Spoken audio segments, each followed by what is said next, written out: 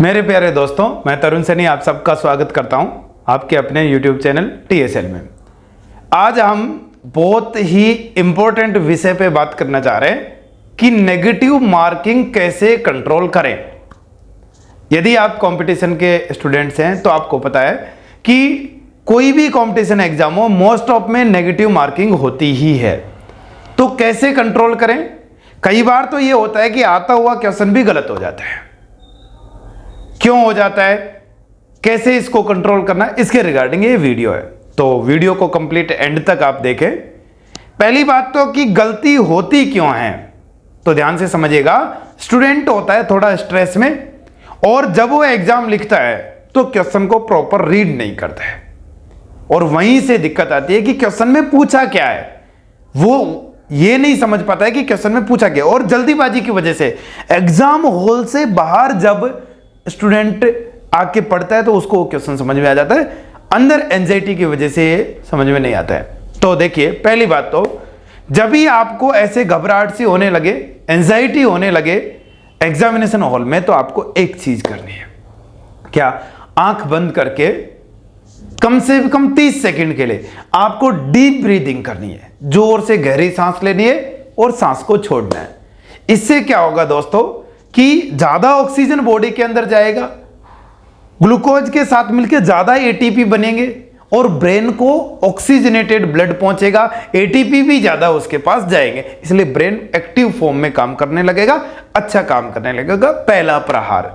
दूसरी बात करें कि अब ब्रेन तो एक्टिव हो गया, अब क्या करना है, तो क्वेश्चन को आपको धीरे धीरे फर्स्ट लाइन से लेके एंड तक पढ़ना है, धीरे धीरे, और बीच में जहां पे भी उसको तोड़ लेना है, ब्रेक ले लेना है। जैसे a patient is admitted in surgical unit after appendectomy, ऐसे मान लो कोई क्वेश्चन है, तो ध्यान से समझो कि अपेंडिक्स का ऑपरेशन हुआ है, फिर जाके ये एडमिट है।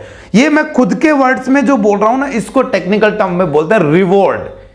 आपको क्या करना है, क्वेश्चन को पढ़ना है, फिर खुद की भाषा में उसको समझना है, मतलब क्वेश्चन को रिवॉर्ड करना है कि क्वेश्चन ने पूछा क्या है। आपने एक बार पूरा क्वेश्चन पढ़ लिया, क्वेश्चन को रिवॉर्ड कर लिया कि क्वेश्चन ने पूछा क्या है, एक बार और पढ़ लीजिए और फिर से कंफर्म कर लीजिए कि क्वेश्चन में पूछा क्या है। अब चलते हैं ऑप्शन ए पे।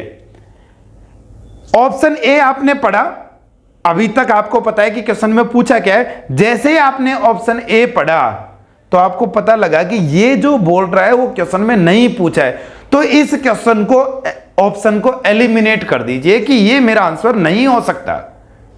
अब मान लो ऑप्शन बी पे आ गए आप, और ऑप्शन बी पे आपने देखा कि ये आंसर हो सकता है, बट इसकी उतनी अच्छी चॉइस नहीं है, उतना प्रॉपर ये ऑप्शन नहीं है, तो आप उसको क्या करोगे, एलिमिनेट नहीं करना है, कंसीडर करना है, कि उस पर निशान लगा देंगे, हम कंसीडर करके रखेंगे कि आगे जाके हम इसको देखेंगे कि ये आंसर हो सकता है या नहीं हो सकता। जो क्लियर गलत है उसको तो एलिमिनेट हमने कर ही दिया।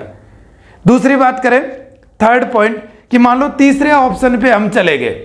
तीसरे ऑप्शन पे जैसे हम गए और हमने देखा कि यार ये भी क्वेश्चन ऑप्शन ठीक नहीं है, तो इसको भी क्या कर देना है, एलिमिनेट कर देना है, तो इसको भी हमने एलिमिनेट कर दिया।